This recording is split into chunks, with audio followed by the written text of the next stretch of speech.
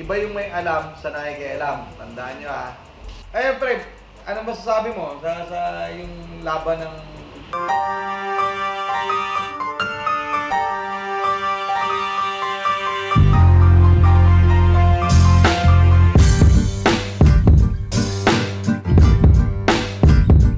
Ayaw mga utol, susubukan natin ngayon i-discuss yung Philippine hip-hop, yung mga inabot lang namin ha, yung history, yung simula, ayon lang sa mga nasaksihan namin, napakinggan, yon yung mga yon.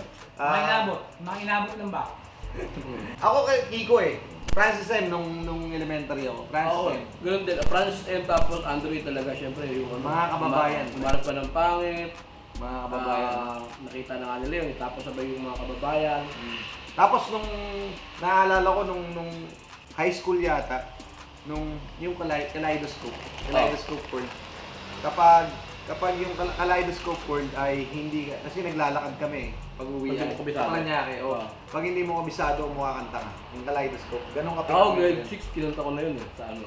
Yung ano, meron akong ano tsaka yung ano. Yung ano sinita mo? Mga kababayan, mga praning. Yun, mga kababayan. Mga kababayan, mga praning. Tapos, here comes Kuya Andrew, no? Umanap ka ng pangit. Tapos tuloy-tuloy na yan. Michael B rin, Michael B. Hindi. Pagka umanap ka ng pangit, lumabas si Michael B. Magandang piliin. Lumabas si Denmark. Luningning. Lumabas si Lady Diane. Sa Dami. Quickie.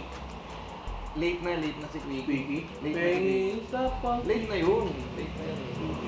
Nung Quickie yata, ano na wholesome album na Banyo Queen na Oo, di ba? Parang Lady Diane.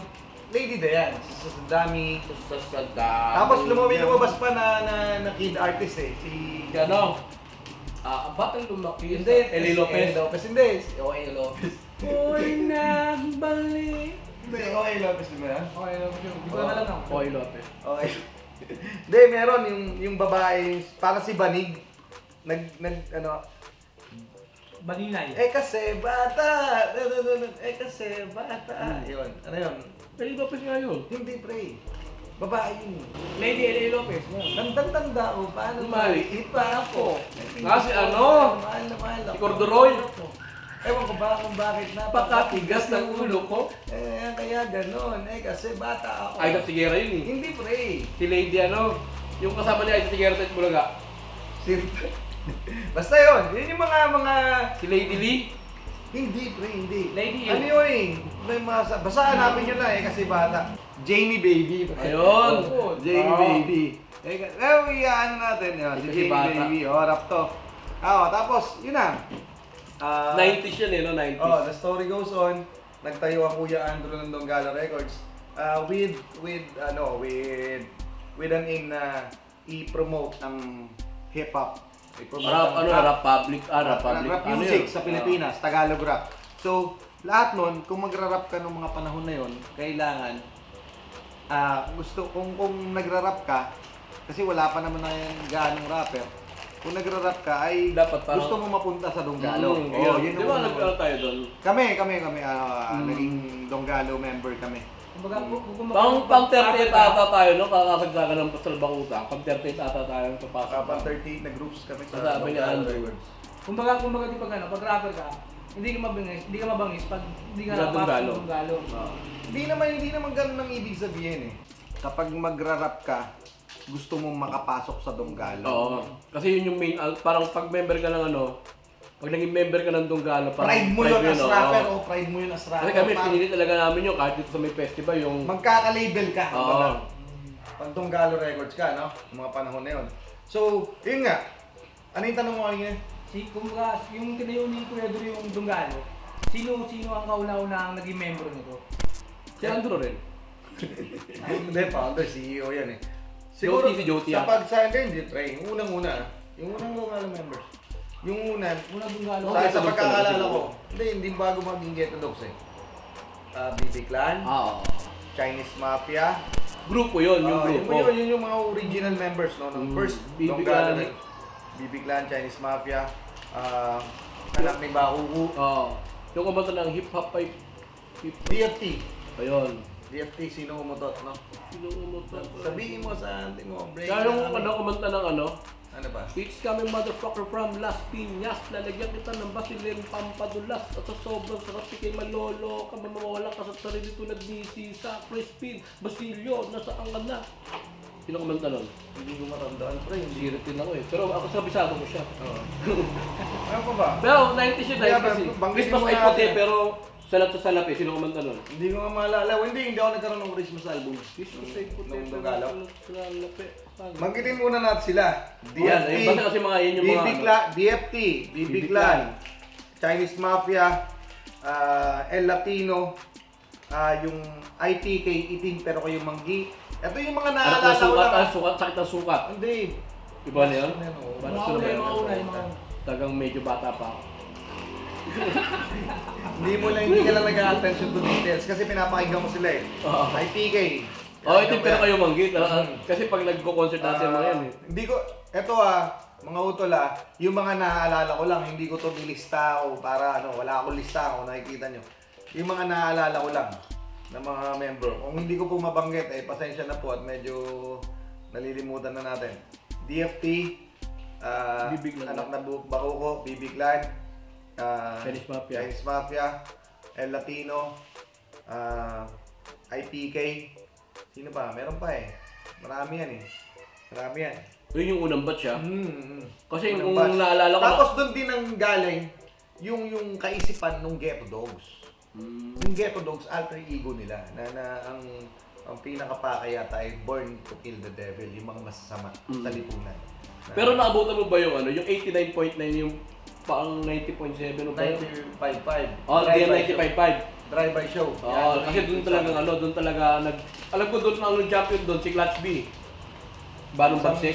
Isang linggo, isang gabi lang yata siya nanalo. Isang gabi lang siya nanalo. Tapos Si ang doon talaga doon, isa sa mga nasubaybayan ko na pinakamalupit doon, si Kalbong Kulot kung tawagin. Ang pangalan niya doon sa DM955.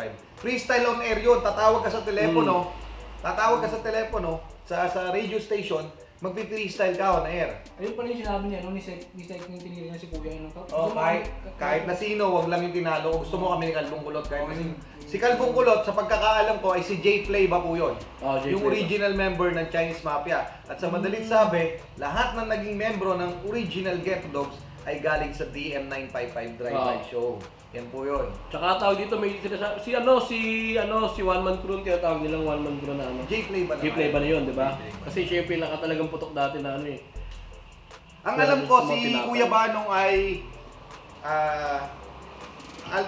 parang hindi siya talagang original member ng Chinese Mafia. Parang nakita lang sila Jeffrey Tam sa ano. Nagkaroon lang ng switching nung si Jeff, si J Play ba ay medyo, ewan ko kung ano, hindi ko na alam yung mga detalye sa loob nila. Pero yun lang, yung mga nasaksihan. So yung mga kanta nga, siyempre yung mga kanta, marami rin tayo narinig. Oo, Bolan Chow! Bolan Chow, Chinese Kung beta Mafia. ka lang kasi mukha kang shit! Hayop yung mga tugtugan. Ito doon ko pre. Marami. Kinanta ko yung kasi dati ang rivalry lang, punks tsaka hip-hop. One time kumanta ako dun sa may... Yung Bolan Chow ay specifically Oo. kanta para sa mga punks, oo, yun, Ng rivalry Chinese talaga Mafia. yun. Ngayon kumanta ako dun sa may bagong bayan, sa may sukat. Ito sinaksak pa ako dun pre, yun, meron po ako. Doon ako nasaksak, 4th year ako nun eh. Ito, Tapos yung story narinig natin na pero before natin marinig ang Ghetto Dogs, ay narinig natin ang Master Plan. Narinig Oh, natin ang master plan. Kasi pag Hindi naka na 8 ball ka, doon ano yung mga yading na damit. Solid. No? Doon yun ang pinagano ng hip hop na Sila technically sila yung first Filipino na hip hop na international international scene. Yung master plan nung, ayun ba yung mga nagarap ng English? Oh. Pas ako dyan, check ako dyan. English, pas. Bring that booty over here. Tapos, doon ko rin na Forest play ba?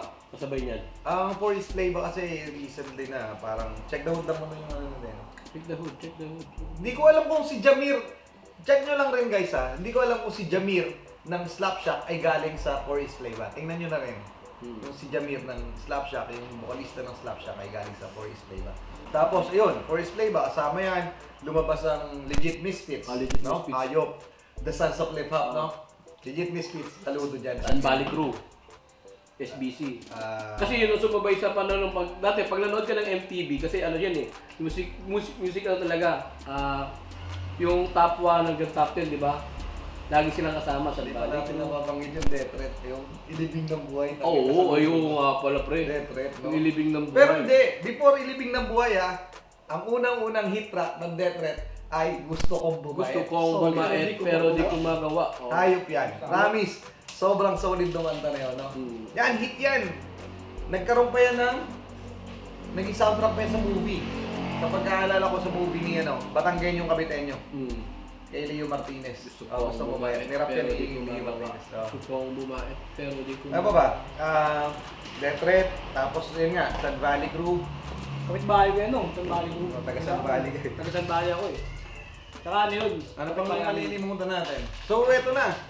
Eto na nangyari. Hindi natin alam. Kasi talaga dati, hip-hop, punks, metal lang. Way back 90s, ganun lang kategory dati. Tapos sumunod yung yung rivalry naman is hip-hop na kasi parang nagkaroon ng gang. Pag may later kang tatlo. Guys, yung mga nalilimutan po namin, ito po yung ano lang yung mga naaalala lang namin. Yung mga nalilimutan namin, syempre hindi po namin kabisado yung buong detalye ng ano. Ito po yung sa pagkakaalala lang namin. Ngayon, ayun, di Donggalo na, no? Donggalo. So marami na. May isa pa akong katanungan mo. Di ba ang nakapahinggan natin dati pa sila Francis M, sila Andre. Sino ang unang-unang nagkaroon ng alitin, kumbaga yung nagbanatan sa akin ka? Sino yung mga unang grupo na yun? Sino ang unang nag-diss? Hindi, sa experience lang namin, sa mga Wala naman sa inabot lang dati. namin. Kasi Ang inabot nga namin, yung Ghetto Dogs. Ghetto Dogs yung, na. yung batch 1 ng Ghetto Dogs nung umalis sa Donggalo Records. kumbaga yung Ghetto Dogs, yung ibang Ghetto Dogs umalis sa Donggalo, saka lang nagkaroon ng mga diss track. doon nagsimula. Pinatamaan agad si Drew. Si Kuya Drew ang pinunteriya nila ng pinunteriya. Kasi sila Ghetto Dogs 1 eh. Yung 530 Santa Rosa. Hindi po rin naman, ako hindi pa rin malinaw sa akin. Kasi hindi lahat ng Ghetto Dogs 1, yung batch 1, na umalis, ay tumira kay Kuya Drew sa Donggalo. So yung pumutok na si Syke talaga. Si Syke at saka si Dikoy. Diko yun. Dikoy. Yun lang yung alam ko na nagkaroon ng mga Pero diss wala track. na naman eh. Wala na. May mga diss track. Pero Yun yung lumutang na diss track pag nakausap mo yung ibang dati may mga nakakausap ako ng mga original na yung mga batch 1. Wala rin naman silang hindi din sila kasali. May mga ganun talaga eh. Totoo yun, yung hindi ka kasali. Tropa ko to, kakampi ko to. Gitna ka lang, nasa gitna. lang Kahit sila. naman ngayon sa init ng laban ngayon, yung tira ngayon. ganun din. Maraming veteranong Ghetto Dogs na tahimik eh. Ganun din. Siyempre may mga negosyo na yung mga yan. Negosyante na yan, matatanda na. Diba? Siyempre wala na rin sila pakialam, totoong buhay lang. Ngayon, doon na nagsimula. May wala sa hindi nating alam na dahilan, ay umalis ang Ghetto Dogs Batch 1 sa Donggalo Records. Tapos yung iba dito na Ghetto Dogs Batch 1 ay tumira sa Donggalo. So tinira ang Kuya Drew. So yun na, doon na nagsimula yung beef. So lumawak ng hip-hop. Nung lumawak ng hip-hop, lumabas na yun ang Circulo Pugantes. Yung Circulo Pugantes, ayun yung originally, yung mga members nun, ay mga original, yung Ghetto Dogs Batch 1. So wala pa lang original, kasi lahat sila original, batch lang. Hindi ko rin po alam kung alam mo ba okay lang ng batch ng Ghetto Dogs? Wala, no? Wala. Ang batch 1, batch 2 lang. Yun, batch 2 lang ang alam ko. So kilala ko yung mga nasa batch 2. Kilala natin lahat yung mga nasa batch 2. Si San Bakuta. Yan yung mga sinasabi mo. Sa Nasuka, THP, Rasa Manas. Si Rasa Manas yung yung alalay ni Drolagi yun, si Jando ba yun? Oo, bait mo ni Jan. Mabait Shoutout pala sa'yo, Tol. Jan. Hindi ko malilimutan yung mga ginawa mo, yung mga kung hindi mo kami naalala, pero shoutout sa'yo, Jando. Jando lagi kasi every event lagi siya talaga Siya talaga nag-aasikaso lahat. lahat. Solid yan, napakabait niyang tao. Kahit doon sa may Malate, di ba? Kung sumaya tayo ng Ano mo masasabi mo mabait? Hindi ka niya kilala. Unknown artist ka, baguhang ka, wala. Nasaan ba alam? Kasali ka nandito ka, kasali ka rito. Parang ano siya. Silumapag kami sa bahay ni Andrew talaga Walang mismo. plano na lahat ng nag-rap. Pantay-pantay na. Pantay-pantay yung tingin niya. Walang Tsaka yung yung Cruzada. Napakababait yan. Isa pa yan. Cruzada. Kaya kami naging okay niya ng Cruzada. Yung mga tinatawag kami yan pag, Double Cross. Double Cross kasi kami. Yun yung Kaya saludo sa inyo, Tol. Sa Cruzada, saludo, Tol. Tapos sa dami ng member ng Donggalo. Sito Uno, Nung lumapag kami doon. Supremo at makikita mo lang talaga yung may respeto sa kapwa hip hop. Eh, yung kumanta ng homeboy nung, ano? Oo. Homeboy Isipin mo, ka, ano? isipin mo, ang dami dong Donggalo artist. Nung batch na yun, second batch na, pinabanggit ko yung second batch. Pero ang pumapansin sa amin daw, doon, si John Doe lang, At saka at ang sila, Cruzada. Cruzada. Doon na pumasok yung Circulus Pugantes. Circulus Circulus Ah, Pugantes. yung batch na yun, noong panahon na yun. Nung, Ito na nga yung batch to na nga. gumawa na ng Circulo Pugantes, Nawala yung Circulo eh. lumutang ng blind Oh, ride. yan, blind line na. Bumalik si Denmark, Sino nagpulong ng ano, ng Circulo Pugantes? hindi ko rin alam, pero sila rin. Siguro sila. Oo, sila rin. Yun. Yung nag-uusap-usap din yun. Doon pumasok si Denmark no, sa Circulo Pugantes. Siguro kasama siya sa founding member. Hindi ko alam, hindi kasi ako nakapasok sa part ng Blind Ride. Pero dati, muntik ako mag-audition doon ng Blind Ride audition. Muntik ako mag-audition doon. Kasi may gusto akong may gusto akong tapatan doon eh. Yun, muntik ako mag-audition. Yung blind ride, naabutan ko yung blind ride. O, di Blind Ride na. Napunta ngayon yung, di ba, nagsilutangan na yan. Nagsilutangan na. Puro ka na noon, ang lakas na ng underground scene. Osbong na yun. Lumabas na si Kosa, lumabas na 187, lumabas na Republican, lumabas na yung mga taga-Bulacan. Hindi ko kabisado, Tapos Bulaqueños, no? hindi ko kabisado yung mga naglabas sa mga ano yung mga estilo na dati, pero yung mga lumabas na yung mga magagaling sa love song, Floetics, no? Oh, Floetics. Floetics, magagaling yan, Floetics. Magaling yung pag love song, tumotono, ayan, Oo, yung Tuwetics yan. And Republican, tsaka 187 Mobs na nag-set na ng standard ng bagsakan, kumbaga. Ano ba? Ayun, tuloy-tuloy pa rin, no? Kabila na yung distract. Oo, distract. From Crazy Family, Dumami na eh. Sandamukal, lahat. Oo, Rabo-labo na yan, ano, sobrang yung- lakas ng disc. Tsaka yung tawag dito, yung...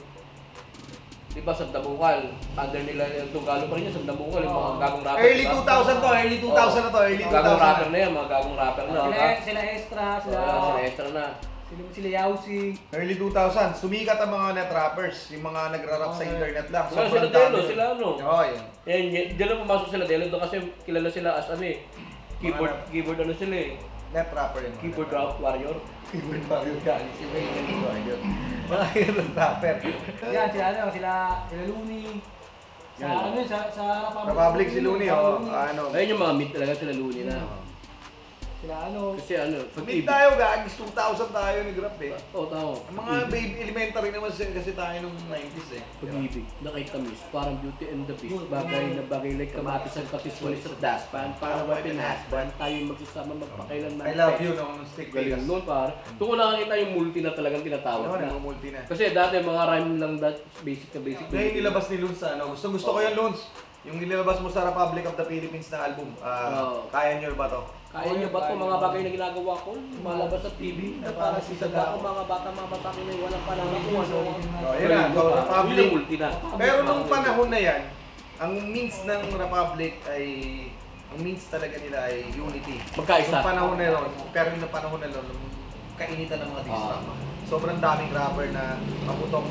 Kaya di ba gumawa si Michael bilang sama-sama, labo-labo. Hindi nga kaya si Michael V yun eh. Ay, kay Kiko pala. Oo nga. Ang sa ang verse ni Kuya Drew doon eh, I only do this for the love of Francis M. Because the word unity for me is never again. I did this before, my name got sore. Bayaran mo ako million unity, no more. Ayun na, napunta na tayo sa... so lumabas na ang 187 Mobstars. Lumabas na ang Kosa. May Kosa, may game. May game. Ano? May game nung tapos, Di ba? may game tapos sinundan niya ng CMT. Yung Caloocan Malabong Tondo ni Tial, Abadon, Innocent One. Pero naglabas sila ng album ng CMT. Ang hindi ko may-get sa ano, ang hindi ko talaga maintindihan, sino ang original members ng Malabong Tags? Di, ang pagkakalam ko, Douglas? Tuglak, si Judas, tapos si Abadon. Si Judas ba na Si kapatid ni Clash Allen B? Bril, hindi, si Allen Bril. Bakit ba tinawag silang 187 maps na dahil 187 members sila? Hindi ko alam eh. Alam mo nung sa 187, ano yun, parang kaso yun dun eh. No. Marvel. Ang ibig sabihin, ang pagkakaintindi ko sa 187 is murder, death, kill yata. Parang ganun. So parang hindi, para lang maging gang gang-related. Ang hip-hop kasi dati gang-related. Hanggang sa bilo nila na ano. 187 Mobsta. Para sa atin, hindi natin alam kung paano nabuo yung ano. Kanila na yung konsepto na yun. Pero so eto din naging ang kanila, 187 Mobsta, naging label nila. Tapos ang alam kong rival nila talaga originally Sigaw ng Tondo. Sigaw ng Tondo. So si Smadlas, ang Street Soldier ay 187 Mobsta, sila Gab. Sila Gab. Originally. Shoutout ka pala kay Boss Gab. Sila Gab. Shoutout sa'yo, Gab. Ayun, mga nakakalaban natin sa contest. Gab, nagkakalaban tayo sa contest. Double cross pa kami. Nung kumakontest pa kayo, Street Soldier. Las Piñas to. Way back nang naka-hijack pa kayo. Saka si ano, alam ko nung, ano sila dati, Chris Makata. Haslin yun, Haslin. Yung Chris Makata. Marami na tayo. So paano? Eto na. Dumating na yung pagkatapos ng era nung 2000, early 2000 to late 2000, lumabas ang Flip Top. Yun na. Nung panahon, teka lang para sa kaalaman nyo lang, konting trivia lang, yung 2000, from 2000 up to 2009, ang hip-hop po nung kahit rapper ka, yung mga panahon na nagra-rap namin, pag nagra-rap ka nun, ikaw yung klase na pag pumunta sa inuman, tapos medyo mga social yung kasama mo, tatawanan ka. Lumpia rapper yung tawag. Lumpiang rapper, gift rapper. Ano yung rapper? Gift rapper. Gagawin ka. Ni yo-yo-yo ka. Yo-yo-yo. Binubuli ka sa inuman. Ang baba ng tingin nila sa rapper. Oo, ganon kasakit yung mga naranasan ko yung pre. Tapos, ang hirap patunayan sa kanila, sabi ko sa sarili ko, someday makikinig kayo ng kanta ko. Magiging bado yung mga iPad, yung mga MP3s nyo kapag walang kanta ko. Yun ang tinatak ko sa sarili ko. So here comes Flip Top. Pumutok ang Flip Top, na-recognize ng Pilipinas yung Tagalog rap. Naintindi nila yung Tagalog rap. Wala ka talaga na impluwensya ng Flip Top. Oo, sobra. Dahil, Tsaka tapos, yung may kitid mong pag-iisip dahil nagkakaroon tayo ng tribe. Ang daming tribe kaya nagkakapirangan. Nagkikita-kita ron. So, nag-unite. No? Mas nagkakasundo talaga. Nagkakasundo. Kayo, hindi, kasi doon sa hip-hop, hindi kayo nagkikita. Bad trip ka sa kanya, naririnig mo siya sa kanta, bad trip ka lang sa kanya. Bad trip siya sa'yo kasi. Pero nung nagkikita-kita na, yun. Okay pala ito. Okay, yun. Nagkakasama-sama na, doon lumakas. So, bumiyahe, naabot yung mga Davao, yung ibang lugar, naging intact ng hip-hop. Sa totoo lang, nung Flip Top, doon ako lumawak. Doon ako lumawak kasi naintindihan ko yung hinaing ng bawat isang rapper, ng mga nakakasalamuha ko. Nakilala ko sila, ang dami ko naging kaibigan. Ayun na. Flip Top na, nabuksan ang kaisipan ng mga tao sa Tagalog rap. Pag pupunta ka na ng inuman, hindi ka na pinagtatawanan pag rapper ka, tuwa sila kasama nila. So, ayan na. Tumaas yung level yung yung pagiging rapper. Yung pagiging profesyon mo bilang rapper. Ngayon, ito na. Umataw na ng umataw. Ito lang talaga akin kung baga yung Flip Top, ay yun ang bukas sa mga listeners kung mag-isip ngayon yung mga tagapakinig. Para lumawak yung lumawak yung mga listeners ganyan sa mga kanta. Kasi nga, sa mga rap. Way back, kasi kahit nung simula, hanggang nung ang nakikinig lang noon, before Flip Top, ang nakikinig lang ng rap, hip-hop lang. Ang nakikinig lang ng rap, hip-hop lang. Nung nag-Flip Top, nakinig kahit hindi mga hip-hop. Tapos, ang masakit lang nito, nag-hip-hop-hip-hopan sila. Ito na. Nakialam sila. Nung nalalaman na nila yung mga wordplay, metaphors, at naggaling-galingan na sila, yung mga listener. Naggaling-galing, na parang alam nila lahat. So sila yung nagpapagulo. Nagpapagulo naman yung may mga kunyari alam. Iba yung may alam sa nakikialam. Tandaan nyo Ayun pre, ano masasabi mo sa yung laban ng... Wala naman ang pinapaligid sa nila. At least nakikita ko lang yung galing. Ang sarap pakinggan, di ba? Napakasarap pakinggan. Nakikita ko lang both sides yung galing nila. Naiiyanan sila yung galing nila, how to attack, di ba? Aatakihin mo na sa paano paraan. Saludo pala kay Jody. Saludo sa'yo, Tol. Saludo sa'yo. Ayaw mo magkatawag sa akin na sir Susubukan natin mag-review sa channel na to yung mga kanta-review natin. Subukan natin i-review yan. Salamat sa pagtutok. Huwag nyo na kalimutang mag-subscribe sa channel na to. Magre-review tayo ng mga kanta. Subukan natin. Sana may natutunan kayo. Kung ano man, may hinalinawan sa inyo. Maraming salamat. Yo, yo! Wala po kayo sa Andy Yahoo. Alam niyo yan, diba?